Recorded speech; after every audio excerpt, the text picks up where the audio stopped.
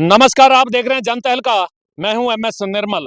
इस समय हम हरियाणा की राजनीति से जुड़ी हुई बड़ी खबर दिखा रहे हैं। बड़ी खबर यह है कि राष्ट्रीय पार्टी का दम भरने वाली और विश्व में एक नंबर की पार्टी बताने वाली, भारत में भी एक नंबर की पार्टी बताने वाली भारतीय जनता पार्टी की हरियाणा में टिकटों की घोषणा होते ही बगावत शुरू हो गई है। इस बगावत के कारण लोग भारतीय जनता पार्टी की तरह तरह की आलोचनाएं कर रहे हैं और विरोधी दल भारतीय जनता पार्टी के नेताओं की असलियत बताने के लिए जनता के बीच पहुंच गए हैं। आखिर ये बगावत भारतीय जनता पार्टी को इस चुनाव में कहीं तो ले तो नहीं डूबेगी? आखिर ये बगावत हो क्यों रही है? सवाल बहुत सारे हैं। इन सवालों का जवाब तलाशने के लिए हम भारतीय जनता पार्टी के वरिष्ठ नेता रहे राजकुमार शर्मा, उनसे आपकी बात कराएंगे, उनसे मिलवाएंगे। राजकुमार शर्मा जी, जनता तहलका पर स्वागत है।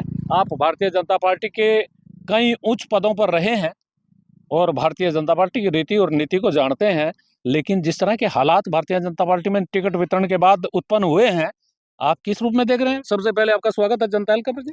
सबसे पहले मैं जनता तहलका के सभी व्यूअर्स का बहुत बहुत धन्यवाद करता हूं, उनको नमस्कार करता हूं। और श्री मेहर सिंह निर्मल, मैं आपका भी, क्योंकि आप इलाके की आवाज़ को बहुत बुलंद तरीके से उठाते हैं, इसलिए मैं आपका और आपकी टीम का भी बहुत धन्यवादी हूं। आपने बहुत बड़ी बात ये कही है कि इस समय जो भारतीय जनता पार्टी जो विद्रोह की स्थिति में है, मैं 67 सीटों पर उन्होंने अपने कैंडिडेट डिक्लेयर किए हैं, मैंने गहनता से अध्ययन किया है। उन स्थानों पर बगावत हुई है जिन स्थानों पर भारतीय जनता पार्टी ने अपने कार्यकर्ताओं को नजरअंदाज करके हल्के से बाहर के आदमी को या दूसरी पार्टियों से आयातित उम्मीदवारों को जनता पर टिकट के नाम पर थोप दिया है। इसलिए लोगों का रोष जायज।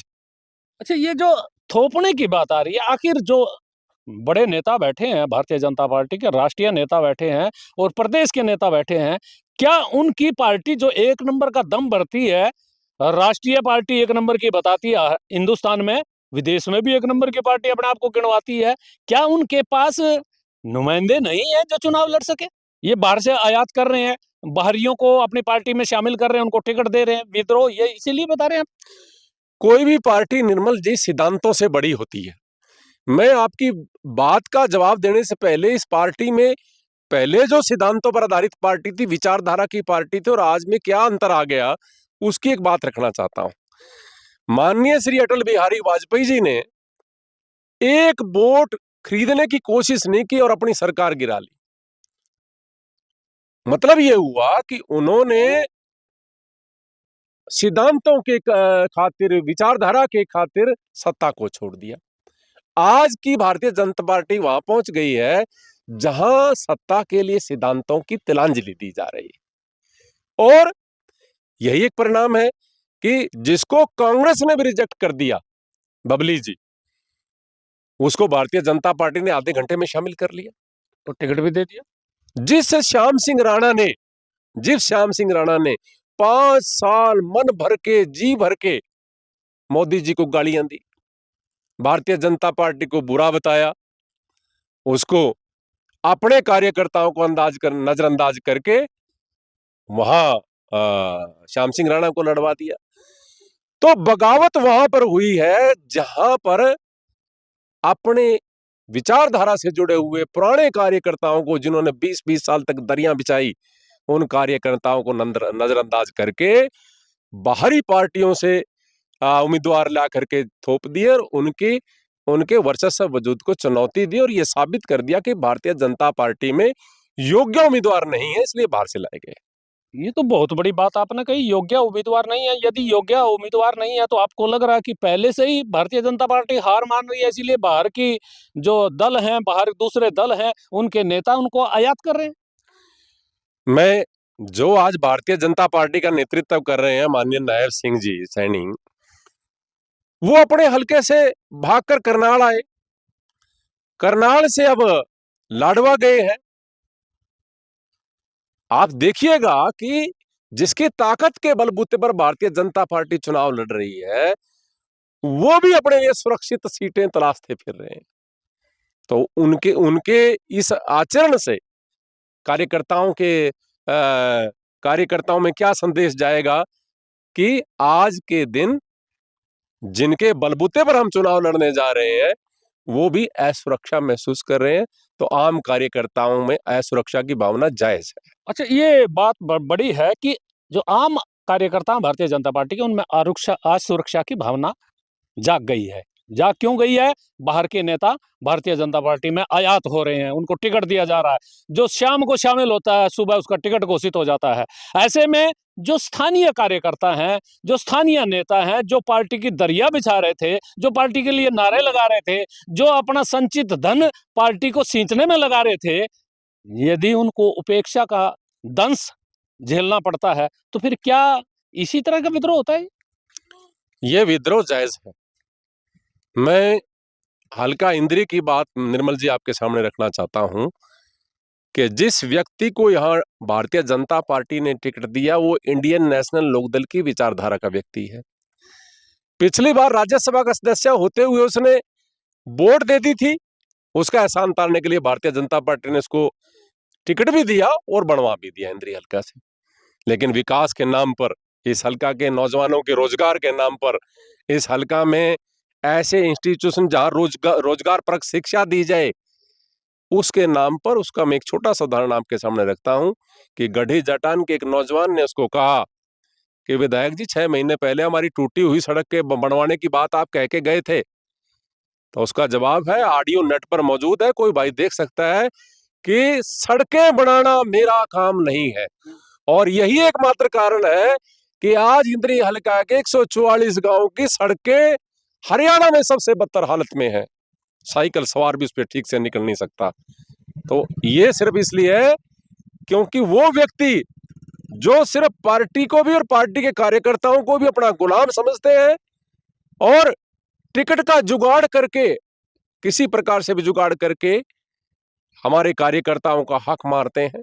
निश्चित तौर पर ये जो एक प्रकार असंतोष की भावना इससे पैदा हुई है, ये कार्यकर्ताओं में ये रोष और असंतोष की भावना जायज है, मैं इसका समर्थन करता हूं। आप जायज बता रहे हैं, लेकिन शायद भारतीय जनता पार्टी के नेताओं को ये जायज नाजायज का कोई ज्ञान नहीं है, ऐसा लग रहा है। जो जिस तरह से घोषणा हो रही है और जिस तरह से पूरे प्रदेश में बगावत हो रही है, उस बगावत का तो हम दोबारा से आपसे चर्चा करेंगे। लेकिन आपने जो एक सवाल उठा दिया, इंद्री के विधायक की, जो मौजूदा विधायक, उनको टिकट भी दिया गया अभी, और उनकी कार्यप्रणाली को लेकर आपने कहा, लेकिन जनता में उनकी कार्यप्रणाली को लेकर चर्चा भी चल रही है कि जो भी व्यक्ति उनके पास काम के लिए जाता था, वो यूं कह देते थे, भाई मेरी तो चलती ही नहीं इस सरकार में। फिर लोगों ने यह भी सवाल किया, भाई चलती नहीं, फिर क्यों बना बैठा है इस सरकार में? अब जिस आदमी की चलती नहीं और उसको फिर टिकट दे दिया, क्या ऐसे व्यक्ति की जीत हो सकती? जीत हार तो जनता तय करती है निर्मल जी, पर मैं एक व्यक्तिगत राय आपके सामने रखना चाहता हूं। जी। उसके 5 साल के कार्यों की जो रिपोर्ट इंद्री हल्का के हर व्यक्ति तक है, जिस प्रकार से उसकी कार्यशैली से इंद्री हल्का के कार्यकर्ता नहीं बल्कि आम आदमी भी जो परेशानी में है, 5 साल में भी उसने विधानसभा में हरियाणा के इंद्री हल्का के विकास के लिए एक बार भी आवाज बुलंद नहीं की। मैं आपको दावे से एक बात कह सकता हूं कि इस प्रकार के व्यक्ति को टिकट दिया जाना, उसका परिणाम भुगतने के लिए तैयार रहे भारतीय जनता पार्टी। और इस बार जो परिणाम होंगे वो भारतीय जनता पार्टी को बाद में सोचने के लिए विवश करेंगे।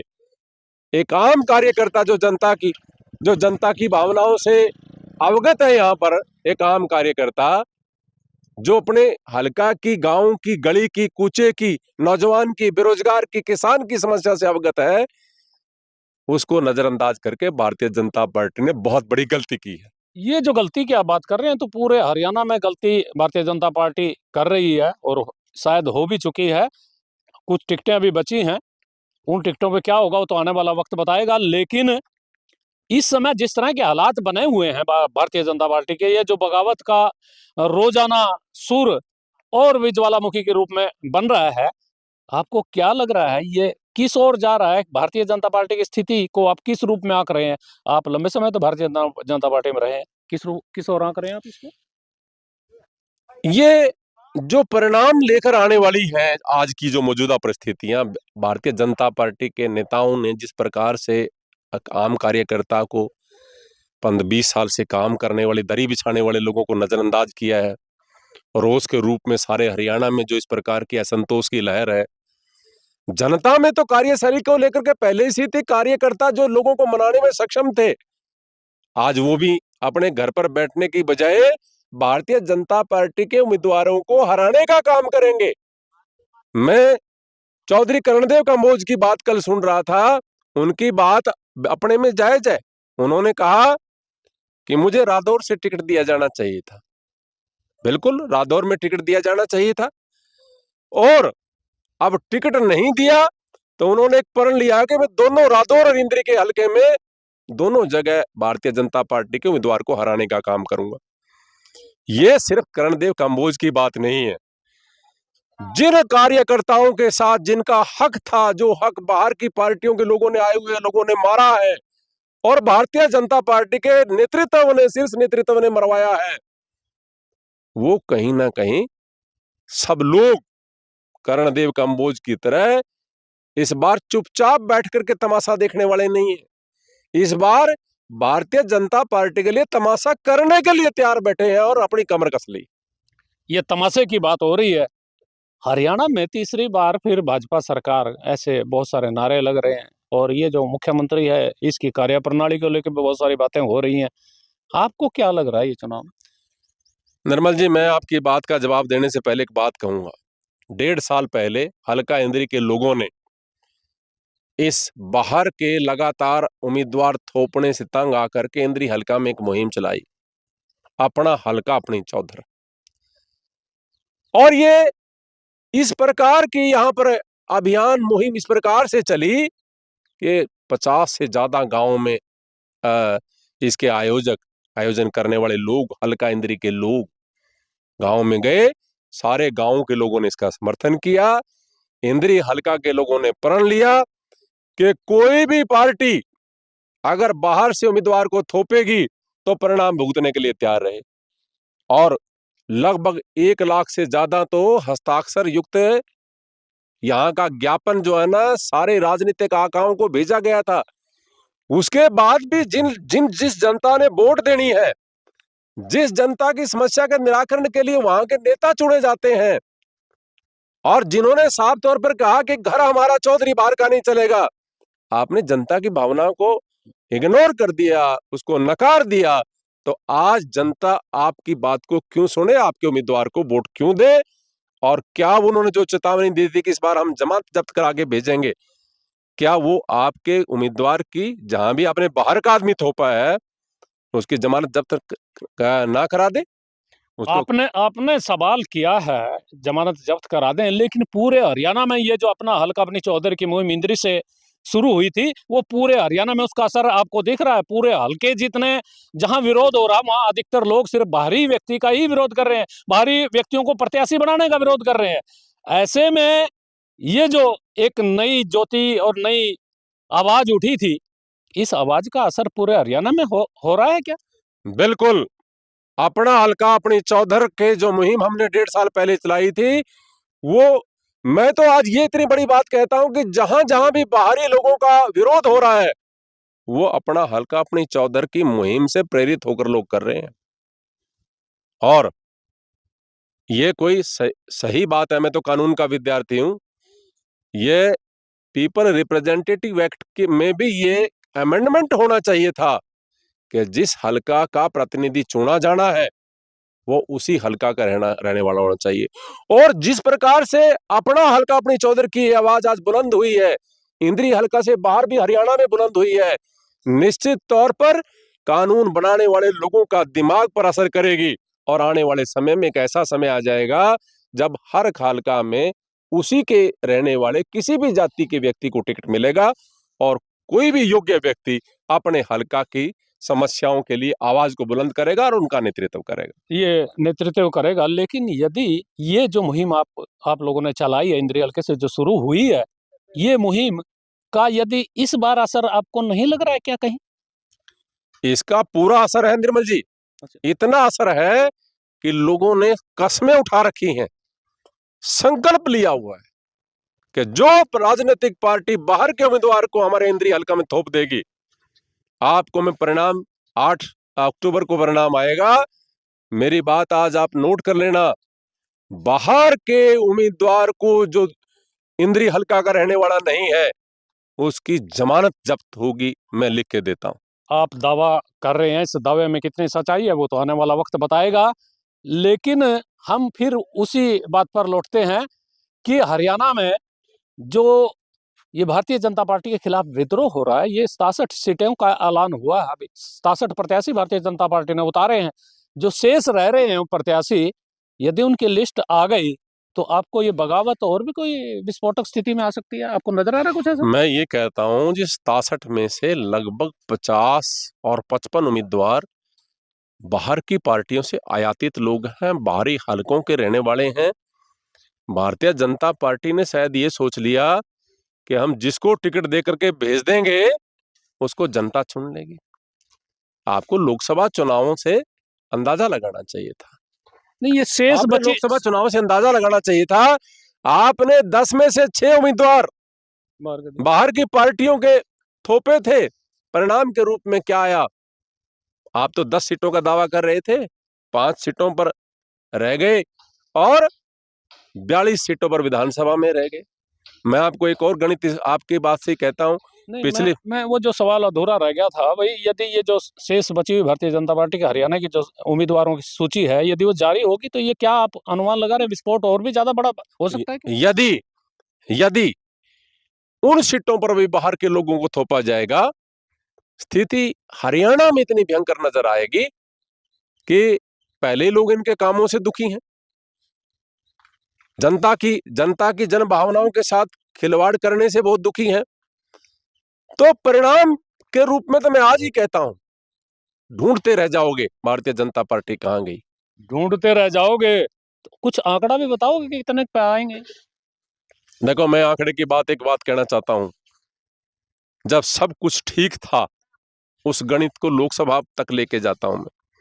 पिछले लोकसभा चुनाव में संक्षेप में दर्शक पीछे से पूछ रहे हैं। लोकसभा चुनाव में 10 सीटें आई थी, लेकिन विधानसभा में आपकी 40 आई थी। इस बार 5 आई तो 20 आई। वो तो सामान्य स्थितियों में थी। और अगर आपने यही विद्रोह पैदा करके पूरे हरियाणा में रखा और बाकी बचे हुए इलाकों में भी ऐसा हुआ, तो स्थिति 1 अंक तक भी सिकुड़ सकती है। 1 अंक तक भी सिकुड़ सकती है। दर्शकों, बहुत बड़ी बात है उस भारतीय जनता पार्टी के नेताओं के लिए जो दिल्ली बैठ करके टिकटें बांट रहे हैं। और बांट किन को रहे हैं? बाहर से आ रहे हैं लोग, रेवड़ियों की तरह टिकटें ले जा रहे हैं। ऐसी परिस्थितियों में भारतीय जनता पार्टी के लिए बहुत बुरी स्थिति होने वाली है। विद्रोह बढ़ रहा है और ये विद्रोह की ज्वाला भारतीय जनता पार्टी को ले बैठेगी। देखते रहिए जनता का। मैं हूं MS निर्मल।